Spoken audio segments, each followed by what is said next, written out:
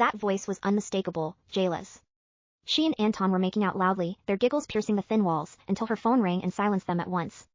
Mr. Gordon. I've got all your favorite food, and a new massage trick for you. Jayla chirped, hanging up and yanking herself free of Anton's grip. He frowned, confused, but she hissed, it's for our future. That old man's loaded, you'll thank me later. For a week, I hid at the office to avoid the awkwardness, using the time to find a new home and take my dad for a checkup. When his report came back clean, I finally breathed easy. On Monday, I took the day off to move, only to find my bedroom completely taken over by Jayla's clutter. Furious, I kicked open her door. There they were, Anton and Jayla, naked and tangled in bed. They dressed slowly, unashamed, but I froze, not at the sight of them, but at Jayla.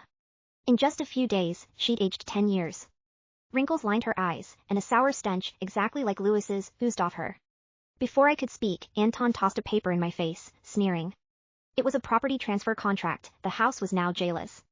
So that's why she'd aged so fast, she'd already conned Lewis into signing it over.